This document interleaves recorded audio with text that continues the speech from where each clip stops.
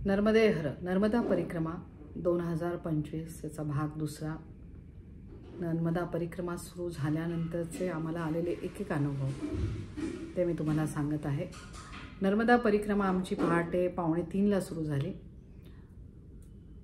2:45ला आमची सुरू झालेली परिक्रमा पहिल्यांदा आम्ही दर्शन घेतलं ते मनी नागेश्वर। तिसऱ्या वेळेला जेव्हा मी नर्मदा परिक्रमा करायला गेले ती करमरकर ताईंबरोबर गेले, त्यामुळे त्यांचा जो परिक्रमाचा मार्ग होता तो टिळकवाडा टू टिळकवाडा असा होता आणि माझ्या कल्पनेमधनं टिळकवाडा ते टिळकवाडा करायची म्हणजे ही छोटी असणारी परिक्रमा असं माझ्या डोक्यात होतं। आणि त्याच्यामध्ये जो मार्ग दाखवलेला होता त्या मार्गामध्ये दोन्ही वेळेला बोट दाखवलेल्या होत्या, त्यामुळे मला असं वाटलं होतं की जे आम्ही पहिल्या वेळेस पहिला आम्ही काठ बदलायचो त्यावेळेस आम्ही चालत जाऊन पार करायचो, तर असं मला तेव्हा माझ्या असं वाटलं की आपल्याला 2 वेळेस जो आहे तर तेवढा आपला वेळ वाचणार आहे अजून।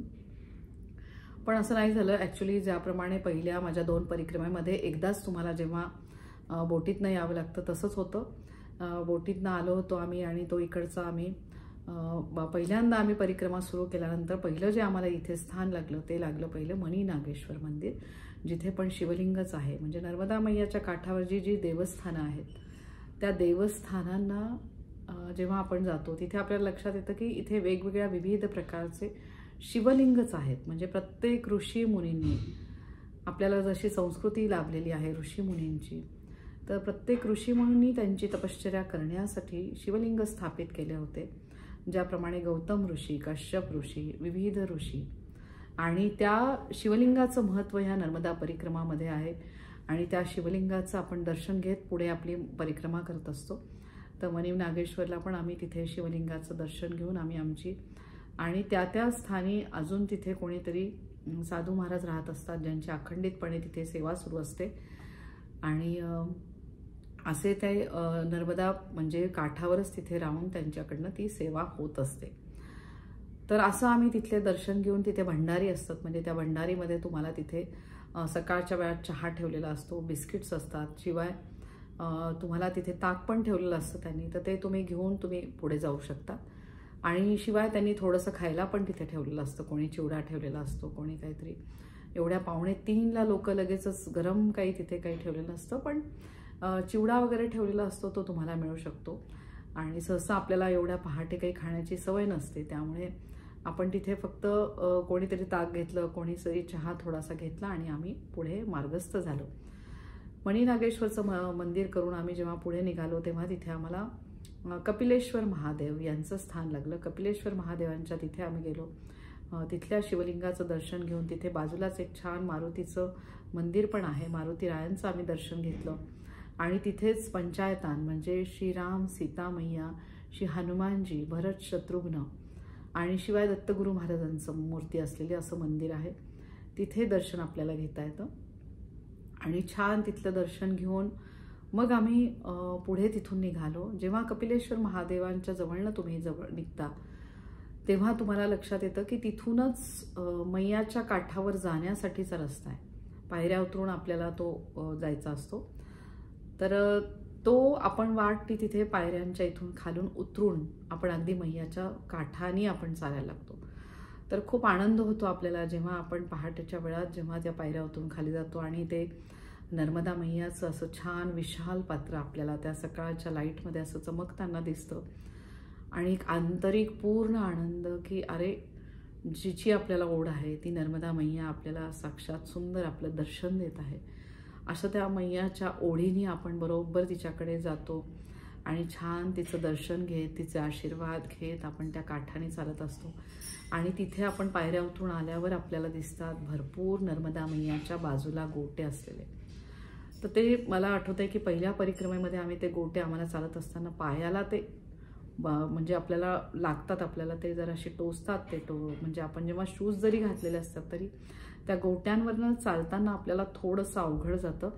पण आता बऱ्यापैकी सुधारणा झालेल्या आहेत, त्यामुळे आता त्यांनी तिथे वाट तयार केलेली आहे, ते गोटे बाजूला करून तिथे रस्ता केलेला आहे, पायवाटच आहे आणि त्या पायवाटेने आपण पुढे जायला लागतो।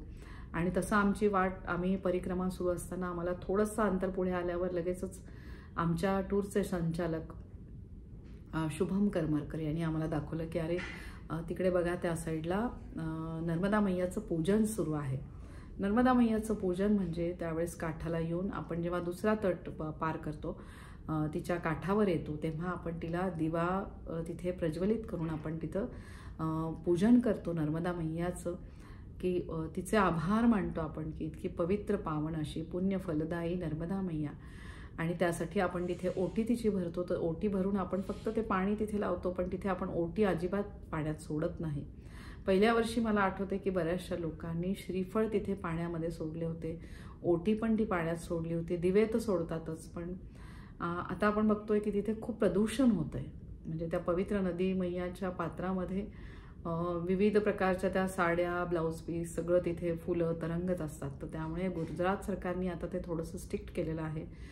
तर मला पण असं वाटतं की ते तिथे मैयाला देण्यापेक्षा मैयाचं स्वरूप म्हणून तिथल्या ज्या तुम्ही काठावर गरजू बायका असतात, गरीब बायका, तर त्यांना ती साडी द्यावी. आणि असंच आमच्या टूरच्या मॅनेजर करमरकर ताई त्यांनी आम्हाला सांगितलं होतं की तुम्ही जेव्हा रात्री संकल्प सोडता नर्मदा मैयाच्या तिथे मंदिरात, त्यावेळेस नर्मदा मैयाला ती साडी अर्पण न करता तुम्ही तिथे वाटेमध्ये जेव्हा परिक्रमा करत असताना गरीब बायका असतात, तर त्या गरीब बायकांपैकी कोणालाही तुम्ही ती साडी तुम्ही त्यांना द्या.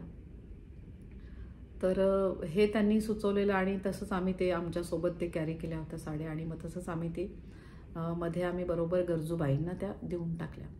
तर आम्ही तिथे नर्मदा मैयाचं छान पूजन केलं. आणि पूजनातला माझा अनुभव म्हणजे ह्यावेळेस आमच्यासोबत अजून एक तिथे ग्रुप एक आधीच पूजा करत होता, तर त्यात ते कणकेचे दिवे त्यांनी आणलेले होते. तर मी म्हटलं कणकेचे दिवे तुम्ही कसं काय करून आणले? तर मी बघितलं की त्या बाईंनी कणकेचे दिवे असे वाळवून आणलेले होते, म्हणजे वाळवलेली कणिक आणि त्याच्यावर तिने छान तुपाची वात. तर मी म्हटलं आता आम्ही पुढच्या वेळेस नक्की घेऊन येऊ. तर ती म्हणे अरे माझ्याकडे भरपूर दिवे आहेत, मी करून आणलेत, तुम्ही घ्या ना. म्हणजे मैया ही तुमची इच्छा कशी पूर्ण करते. तर माझ्या मनात आलं की छान तो कणकेचा दिवा मिळाला. तर त्या बाईंनी लगेचच आम्हाला 5-6 दिवे काढून दिले. मी, माझ्या मैत्रिणी, आम्ही सगळ्यांनी तो कणकेचा दिवा लावला. आणि असं आम्ही त्या नर्मदा मैयाची छान पूजा केली तिथे.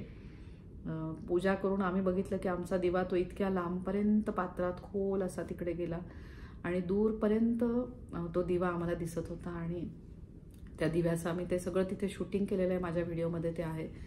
तर मला असं वाटतं की ही पूर्ण सकारात्मकता म्हणजे त्या मैयाविषयीचं आपलं प्रेम, तर हे प्रेम आपलं त्या दिव्याच्या रूप आपण त्या मैयाला ते अर्पण केलं आणि त्या मैयाने स्वीकारलं.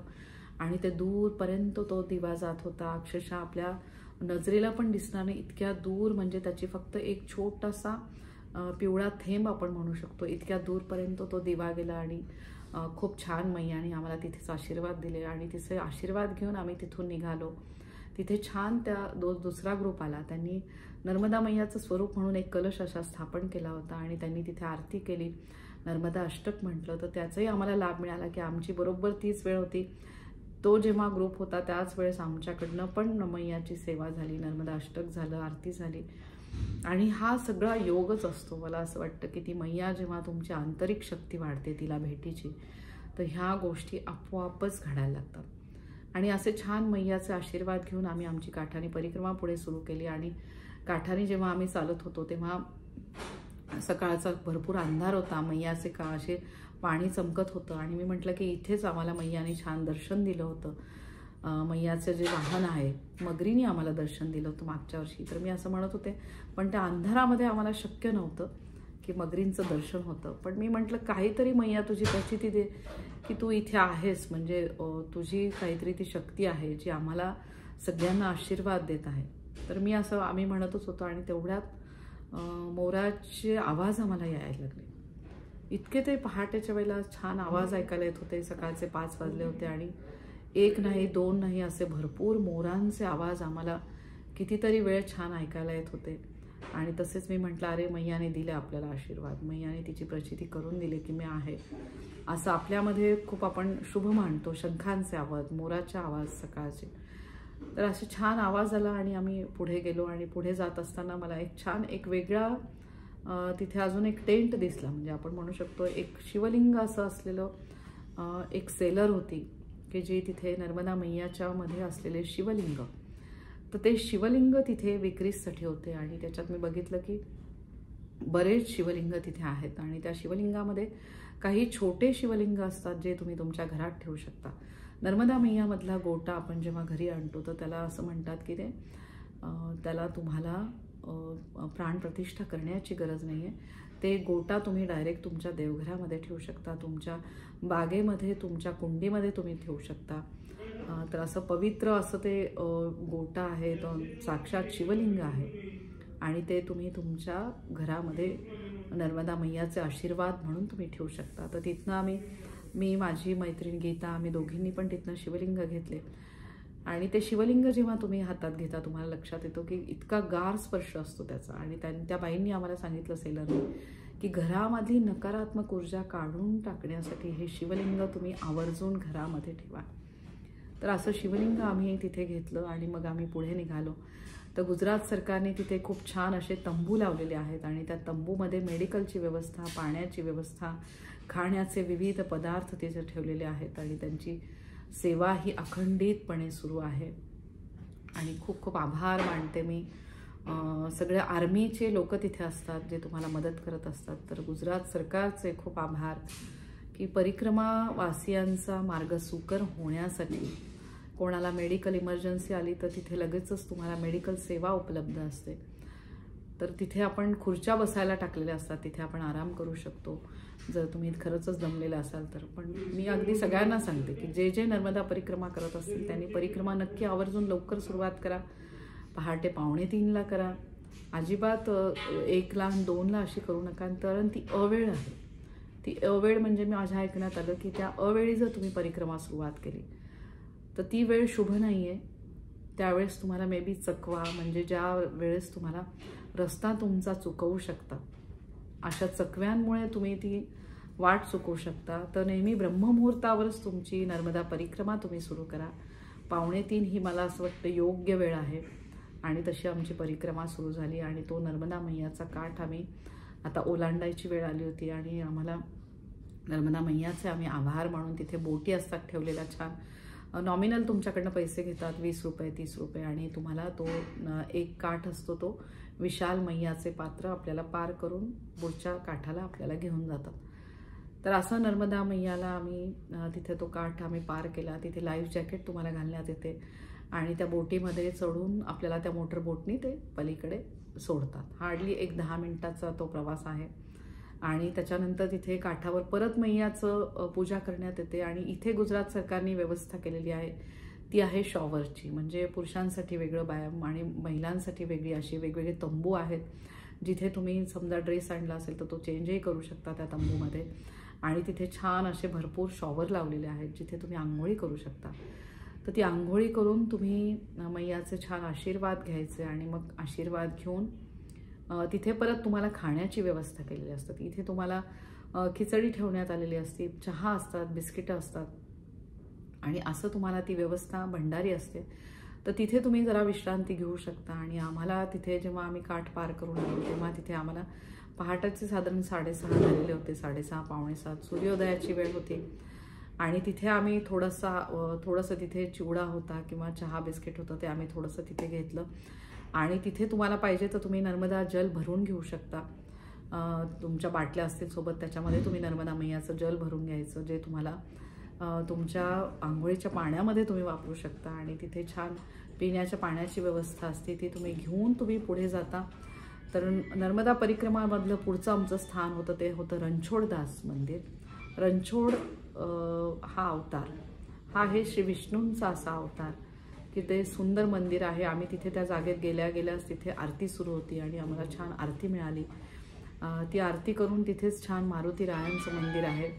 तर मारुती रायांना नमस्कार करून तुम्हाला पुढचं तिथे अजून एक सुंदर शिवलिंग आहे. तिथे आम्हाला योग आला त्या शिवलिंगावर आम्हाला जल अर्पण करण्याचा. ते जल अर्पण करून आम्ही पुढे निघालो आमच्या प्रवासाला. आणि तिथून पुढे तुम्ही गेल्यावर तुम्हाला जे स्थान लागतं ते आहे धनेश्वर शिवलिंग, धनेश्वर, लोकेश्वर, जटेश्वर. आणि त्याचबरोबर तिथे पण तुम्हाला मारुती हनुमानजींचं तिथे मूर्ती आहे सुंदर. त्याचबरोबर नर्मदा मैयाची. आणि परत तिथे आहे पंचायतान म्हणजे श्रीराम, सीता मैया, श्री लक्ष्मण, श्री हनुमानजी यांचं पण तुम्हाला तिथे मंदिर आहेत आत. आणि वृक्षामध्ये स्वयंभू श्री गणेशा तयार झालेले असे तिथे तुम्ही जर आत तिथे गेला लोकेश्वर महादेवच्या इथे तर तुम्हाला त्याचं पण दर्शन होतं. तुम्हाला तिथे विचारावं लागतं आणि मगच तिथे तुम्हाला घेऊन जातात. नर्मदा परिक्रमा जेव्हा दुसऱ्यांदा आम्ही करत होतो त्यावेळेस माझ्या त्या व्हिडिओमध्ये मी त्या जे आहे ज्या ठिकाणी स्वयंभू तयार झालेले आहेत श्री गणेशा त्यांचं दर्शन मी तिथे तुम्हाला दाखवलेलं आहे. यावेळेस थोडीशी घाई असल्यामुळे कारण आम्ही गेल्यावर तिथे आरती होती बराच वेळ धनेश्वर महादेव तर ती आरती आम्ही पूर्ण केली त्यामुळे आम्हाला जास्त वेळ पुढे नव्हता. आम्हाला तो मार्ग पुढे अजून पूर्ण करायचा होता. तर थोडासा आम्ही आरती अटेंड करून आम्ही तिथनं निघालो. पण आरती फारच सुंदर होती. ती आरती अटेंड करून आम्ही तिथून निघालो आणि छान तिथे आम्हाला छान नर्मदा मैयाच्या मंदिरात दर्शन झालं. आणि पुढे आम्ही गेल्यानंतर आम्हाला जे दर्शन झालं ते ममलेश्वर महादेव म्हणजे मंगळ ग्रहाचा जर कोणाला त्रास असेल तर तो त्रास कमी होण्यासाठी या महादेवांना संकल्प सोडतात किंवा इथे तुम्ही महादेवांची तुमची जी सेवा असेल ती तुम्ही करू शकता. तर सद्गुरू ट्रॅव्हल्समुळे मला माहिती होतं की इथे आम्ही दरवेळेस संकल्प सोडायचो. तर ह्यावेळेस मी माझ्यासोबत मी वस्त्र नेलेलं होतं ममलेश्वर महादेवांना मी ते अर्पण केलं. माझ्यासोबत ज्या माझ्या मैत्रिणी होत्या त्यावेळेस मी त्यांना सांगून ठेवलं होतं की तुम्ही पण तिथे वस्त्र अर्पण करू शकता. असं वस्त्र आम्ही तिथे अर्पण केलं आणि तुमची जर तुम्हाला काही देणगी द्यायची असेल तर तुम्ही तिथे देऊ शकता. अशा प्रकारे ममलेश्वर महादेवांची आम्ही पूजा करून तिथे पण सुंदर असं नर्मदा मैयाचं मंदिर आहे. तिथे मंदिराला नमस्कार करून शिवलिंग तिथे आहे. तर तिथे तुम्ही नमस्कार करून तुमच्या पुढच्या तुम्ही मार्गस्थ होता. आणि मग त्यावेळेस आम्हाला लक्षात आलं की आता बऱ्यापैकी म्हणजे जवळपास 8 वाजून गेले होते आणि आम्हाला लक्षात आलं की आता सूर्यनारायणांचं आम्हाला ऊन जाणवायला लागलेलं आहे. त्यामुळे आम्हाला लक्षात आलं की पुढे जवळपास अजून आमची 5 किलोमीटर परिक्रमा राहिलेली आहे. तर त्यावेळेस आम्ही परत पुढे निघालो आणि पुढे आम्हाला परतच रामलल्ला म्हणजे परत हनुमानजींची एक सुंदर अशी उंच मूर्ती आहे तिथे आम्हाला छान त्यांचं दर्शन झालं. आणि इथे पण भंडारी होता आणि त्या भंडारीच्या इथे अशी पद्धत असते की त्या भंडारीचा थोडासा जरी तुम्ही प्रसाद घ्यायचा जरी तुम्ही आधी खाल्लेला असेल तरी तुम्हाला तो प्रसाद घ्यायचा. तर इथे मी काही आवर्जून सांगू शकते की जेव्हा धनेश्वर महादेव इथून तुम्ही जेव्हा करून निघता बाहेर रस्त्यावर येता जेव्हा परिक्रमासाठी तर तिथे छान एक भंडारी एका ठिकाणी अगदी ताजा तयार केलेली मोहन थाळ त्याची एक वडी आम्ही ती घेऊन वाटेत आम्ही खात. तर खूप छान अशी चव असलेली ती मोहन थाळ होती. आणि मला असं वाटतं की मैयाचे आशीर्वाद जणू त्या भंडारीच्या प्रसादाच्या स्वरूपामध्ये असतात. आणि ते घेऊन आम्ही पुढे निघालो. आणि पुढे गेल्यानंतर तिथे आम्ही जिथे मारुतीरायांचं दर्शन घेतलं पुढच्या मार्गामध्ये तिथे एक महाराज बसले होते त्यांचं आम्ही दर्शन घेऊन आम्ही पुढे चाललो. आणि पुढे जाताना मग तुम्हाला तपोवन आश्रम लागतो आणि तिथे तपोवन आश्रमामध्ये आपण जाऊन तिथे तुम्हाला भंडारी असतात. परत तुम्ही तिथे भंडारी चहाची व्यवस्था असते ते घेऊन तिथे आतमध्ये तुम्हाला अजून मंदिर आहे जिथे साईबाबांचं मंदिर आहे. मग तिथे छान गणपती बाप्पांची खूप सुंदर मूर्ती आहे. त्याचबरोबर तिथे अजून शिवलिंग पण फार सुंदर आहे त्याचं दर्शन घेऊन. आणि मला असं वाटतं तो आश्रम फारच सुंदर आहे. तिथे पुढे तळं आहे आणि त्या तळ्यामध्ये सुंदर अशी कमळाची भरपूर तिथे काही फुलं मला दिसली नाही जास्त पण कमळाची भरपूर पानं तिथे मला दिसली. तर कळ्यांच्या स्वरूपामध्ये कमळ होते तिथे. आणि तर तिथे तो खूपच नयनरम्य परिसर होता तो. आणि मागे त्यांच्या गोशाळा होती. तर खूप छान हे आश्रम मला असं वाटतं की त्या स्थानाचं महत्त्व आहे. आणि खूप रमणीय आपल्याला त्या आश्रमातनं आपला पाय निघत नाही पण आपण परिक्रमा करत असतो म्हणून त्या स्थानावरनं आपल्याला निघावं लागतं. आणि म्हणून तसं परिक्रमा करत आम्ही पुढे निघालो. आणि पुढे निघाल्यानंतर मग आम्हाला अजून 1-2 देवस्थानं तिथे आमचं दर्शन झालं. आश्रम होते म्हणजे नर्मदा मैया म्हणजे तिच्या काठावर वसलेली विविध आश्रम त्यांच्या ठिकाणी ती पद्धत आहे की त्या आश्रमाच्या इथे तुम्ही थोडासा तरी एक प्रसाद म्हणून घ्यायचा असतो आणि मग पुढे जायचं असतं. तर तसा आम्ही प्रसाद घेऊन पुढे पुढे पुढे जात होतो. आणि अशी आमची परिक्रमा सुरू होती. आमच्याबरोबर आमचे टूरचे संचालक शुभम करमरकर पण होते. आणि परत आम्ही जेव्हा नर्मदा मैयाच्या काठावर आलो पुढे तेव्हा आम्हाला लक्षात आलं की आता परत आपल्याला नर्मदा मैयाच्या म्हणजे आम्हाला मध्ये डांबरी रस्ता लागला. आणि डांबरी रस्ता पार करून जेव्हा आम्ही आश्रम करत कच्च्या रस्त्याने पुढे जात होतो तेव्हा आम्हाला परत तिथे विविध देवस्थाने लागले परिक्रमा करताना. ते देवस्थानं करून आम्हाला लक्षात आलं की आता आपल्याला परत मैयाच्या काठाने जायचं. तर त्यावेळेस सकाळचे 8:30 वाजून गेलेले होते आणि नर्मदा मैयाचा आम्हाला सुंदर परत तिथे दर्शन झालं. छान असं पात्र तिचं आता एकदम सूर्यकिरणांनी चमकत होतं. जणू काही मैया आम्हाला भरभरून आशीर्वाद देत होती. नर्मदे हर करत आम्ही आमचा मार्ग पुढे आरंभ केला. आणि तिथे आम्हाला पुढे जात असताना मी सहजच माझ्या मैत्रिणीला बोलत होते की अगं खूप छान आम्हाला मागच्या वेळेस मैयाचं वाहन जे आहे मगरींनी दर्शन दिलं असं मी म्हणतच होते की आम्ही पुढे चाललो होतो. तर तेवढ्यात माझी मैत्रीण गीता मला म्हणते की तू अगदी लक्ष देऊन समोर बघ त्या नर्मदा मैयाच्या, तिथे अगदी तुझी दृष्टी जाईल, मी तुला सांगते तिथे बघ एक मगर दिसत आहे. तर मी तिला म्हटलं नाही ग मला असं काही दिसत नाही आहे. पण ती म्हटली अगदी लक्षपूर्वक बघा. तिने सांगितल्यावर माझ्यासोबत अर्चना होती, अर्चनाने पण बघितलं आणि आम्हाला खरंच तिथे नर्मदा मैयाचे वाहन मगरीचे दर्शन झाले. आणि आम्हाला दिसलं की एक नाही 2-2 मगरी तिथे पाण्याखाली दिसत आहेत. आणि मग त्यांचं दर्शन आम्ही घेतलं. आणि माझ्यासोबत गीता, अर्चना आणि त्याचबरोबर शुभम करमरकर यांना आम्हाला सगळ्यांना मैयाने दर्शन दिलं, तिचे आशीर्वाद दिले. आणि खूप छान आम्हाला अजूनच उत्साह आला की आपला जो शेवटचा टप्पा आहे, जरी आम्ही थकलो होतो, पाय दुखत होते, तरी इथे आमची जवळपास 18 किलोमीटर परिक्रमा पूर्ण झाली होती. पण आम्ही तरी पुढे चालत होतो. आम्हाला दिसत होते दूरवर पांढरे तंबू, म्हणजे आम्हाला तिथपर्यंत चालायचं होतं, आम्हाला एवढं माहिती होतं. पण आम्ही त्या मैयाचं नमस्कार करत पुढे चाललो होतो. बाजूनी आपण जेव्हा परिक्रमा करत असतो तेव्हा एवढ्या म्हणजे सकाळच्या अगोदरच्या काठाच्या तिथे पण आम्हाला एवढ्या अंधारामध्ये तिथे छोट्या छोट्या लहान मुली, त्या कुमारिका, म्हणजे असं मानण्यात येतं की परिक्रमा करताना तुम्हाला तिथे कुमारिका ज्या भेटतात त्या कुमारिकांना तुम्ही काही ना काही द्यायचं असतं, तुमच्याजवळचा खाऊ द्यायचा असतो. भले तुम्ही बिस्किट द्या, फुटाणे द्या किंवा पैसे द्या. पण असं त्या नर्मदा मैयाचंच आपण म्हणू शकतो की कुठल्या रूपात तुम्हाला ती भेटेल सांगता येत नाही. तर त्यासाठी आपण कुमारिका पूजन रस्त्याने करत असतो. त्या कुमारिकांना आणि त्यांच्यावर त्यांचे भाऊ बसले असं त्यांना आपण देत असतो काही ना काही खाऊ. तर असं हा काठ पण आम्ही आल्यावर आम्हाला बऱ्याचशा कुमारिका दिसत होत्या, तर त्यांना आम्ही तो खाऊ देत होतो.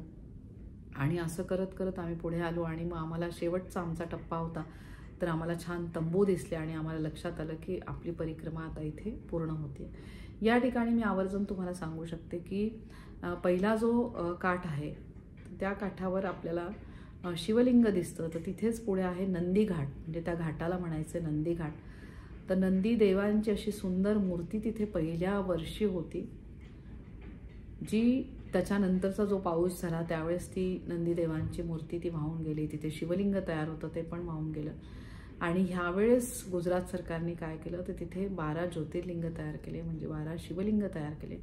आणि त्या शिवलिंगाचं आपण माझ्या व्हिडिओमध्ये ते शिवलिंग मी टाकलेली आहे त्याची व्हिडिओ. त्या शिवलिंगाचं दर्शन त्या नंदी घाटावर आपल्याला आपण घेतो. आणि मग आपण ह्या काठावर जेव्हा येतो आणि आपला शेवटचा टप्पा आहे, आपल्याला दिसत असतो पलीकडे, म्हणजे काठाच्या पलीकडे टिळकवाडा आपल्याला दिसतोय उजेडामध्ये. पण आपल्याला लक्षात येतं की आता आपल्याला हा काठ पार करायचा आहे. तिथे पण परत गुजरात सरकारने सगळी तंबूंची व्यवस्था केली आहे. कोणाला औषधं काही उपचार पाहिजे असतील तर तिथे डॉक्टर आहेत. शिवाय तुम्हाला बसायला खुर्च्या आहेत. तिथे पण परत आंघोळीची व्यवस्था केलेली आहे. शॉवरची व्यवस्था आहे, तिथे तुम्ही आंघोळी करू शकता. आणि परत मैयाचे तुम्ही आशीर्वाद घेऊन पुढे तुम्हाला चालायचं आहे. खाण्याची पण व्यवस्था असते. तर आपण तिथे पार करतो तो मैयाचा काठ, तो चालत पार करतो. म्हणजे जो आपण म्हणतो की तो असा पूल तयार केलेला आहे, तो खाली गोट्या आहेत त्याच्यावर त्यांनी आता कापड टाकलेलं आहे. आणि तसा तो पूल आपण पार करत, त्या गोट्यांवरनं पार करत आपण टिळकवाडाकडे मार्गस्थ होतो. आणि त्यावेळेस वाजले होते सकाळचे जवळपास 9:45. आणि मग आम्ही टिळकवाड्याच्या इथे वर चढत गेलो. तो शेवटचा टप्पा थोडासा आम्हाला अवघड गेला, कारण तिथे चढ होता आणि पायऱ्या होत्या. आणि सकाळचं 10 वाजताचं कडक ऊन आम्हाला पाठीला लागत होतं. आमच्या ज्या सॅक होत्या त्याच्या आम्हाला, म्हणजे ड्रेस आमचे ओले झाले होते, एवढा आम्हाला प्रचंड घाम तिथे आलेला होता. आणि पण मैयाच्या आशीर्वादाने आमची ती परिक्रमा पूर्ण झाली. आणि एक वेगळा आनंद होता की आपण एवढी परिक्रमा पूर्ण केली, मैयाने आमच्याकडनं करून घेतली. वासुदेव कुटीर आम्ही तिथे आलो. आणि तिथे आल्यावर आम्ही शांत बसलो आणि मग म्हटलं की नर्मदे हर, नर्मदा मैया तुझ्या कृपा आशीर्वादामुळे आमची ही परिक्रमा पूर्ण झालेली आहे. तुझे खूप खूप आभार. आणि मग आम्हाला लक्षात आलं की आपल्याला आम्ही ज्या ठिकाणी राहत होतो तिथे आपल्याला चालत जायचं आहे. तर म्हटलं मैया, आता जे काही पुढचं असेल चालायचं तर ते तू आमच्याकडनं आता करून घे, जेवढं आमचं अंतर राहिलं असेल. तर आम्ही ते अंतर पार करत असताना आम्हाला सहजच गीता आचार्य मला म्हटली की इथे जर म्हणे कुठली व्हॅन आली, इको व्हॅन, आणि आपल्याला खरंच घेऊन गेली आपल्या स्थानावर तर किती बरं होईल. आता खरंच आपले पाय खूप दमलेले आहेत. तर असं म्हटल्यावर माहिती नाही कुठून आणि काय खरंच एक व्हॅन आली आणि त्याला आम्ही सहज विचारलं की आम्हाला असं ठिकाणी जायचं आहे, आम्ही ज्या ठिकाणी राहतो. तर तो म्हटला की बसा. आणि म्हटलं तुमचे काय? म्हणे नाही नाही, मी त्याच बाजूला चाललो आहे, तुम्हाला काय द्यायचं ते तुम्ही पैसे द्या. तर मला असं वाटतं की मैयाची कृपा कशी होती, तर ही अशा प्रकारे मैयाची कृपा होती.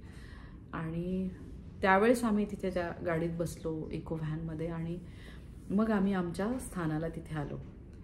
आणि मग नर्मदा मैयाचं ज्या मंदिरामध्ये, प्राचीन मंदिरामध्ये आम्ही संकल्प सोडलेला होतो, त्या संकल्पाच्या ठिकाणी आम्ही मैयाच्या तिथे गेलो, तिचा नमस्कार केला की तुझ्यामुळे आमची ही परिक्रमा अगदी व्यवस्थित पार पडलेली आहे. नर्मदे हर करत आम्ही आमच्या ज्या ठिकाणी राहण्याची व्यवस्था आहे तिथे आलो. आणि थकवा जाणवत होता, आतनं आनंद पण खूप होता. पण तिथे आमची राहण्याची व्यवस्था होता, तिथे आम्ही सहज असं लोळलो आणि साधारण 15-20 मिनिटानंतर आम्ही उठून बसलो. उन्हातनं आल्यामुळे एकदम थंड पाणी नको म्हणून आम्ही तिथे त्यांना विचारलं की आम्हाला ताक मिळेल का. तर त्यांनी आम्हाला खरंच थोड्या वेळाने त्यांना म्हटलं साध्या पाण्यामधलं आम्हाला ताक द्या, थंड पाणी नको. आणि आम्हाला ताक तिथे देण्यात आलं. आणि जस्ट मी आणि अर्चना आम्ही असं बसलेलोच होतो की तेवढ्यात माहिती नाही कुठून आणि काय एक माणूस त्या स्वयंपाकघरातनं आला, ज्यांनी असा पांढरा वेश घातलेला होता म्हणजे. आणि ते आले आणि त्यांनी डायरेक्ट माझ्याकडेच त्यांनी बोट करून म्हटले की तुम्ही रात्री शंकर महाराजांच्या मठात आले आणि मग आले का नाही वरती. मी 10 वाजेपर्यंत तिथेच होतो. तर मला एक तर आश्चर्य वाटलं की हा कोण माणूस आहे जो गुजराती फॅमिलीमध्ये एवढा स्पष्ट मराठी बोलतोय आणि जो मला सांगतोय की तुम्ही तिथे, याला कसं कळालं की आम्ही तिथे मठात आलो होतो आणि परत तिथनं वापस गेलो. तर मी त्यांना सहज म्हटलं की नाही, मठात तर आम्ही आलो होतो पण तिथे अंधार असल्यामुळे आम्ही परत फिरलो होतो. म्हणे नाही नाही, मी तिथेच बसलो होतो 10 वाजेपर्यंत, तुम्ही आला का नाही. म्हणे मठ नेहमी उघडाच असतो, म्हणे मठ कधी बंद नसतो. तर माझ्यासोबत जी होती अर्चना, ती म्हणजे अहो आम्ही आलो होतो पण तिथे खूप अंधार होता म्हणून आम्ही वापस गेलो, 9:30 झाले होते. असं आम्ही बोलतच होतो की करमरकर ताई पण बसल्या होत्या समोर आणि करमरकर ताई पण म्हटल्या अहो ते आले होते तिथे दर्शनाला पण तिथे खरंच कोणी नव्हतं म्हणून ते वापस गेले. तर ते म्हणे नाही नाही, तुम्ही या नंतर दर्शनाला, असं म्हणून ते निघून गेली ती व्यक्ती. आणि माझ्या तेव्हा काही डोक्यात नाही आलं कारण दमलेलो होतो प्रचंड.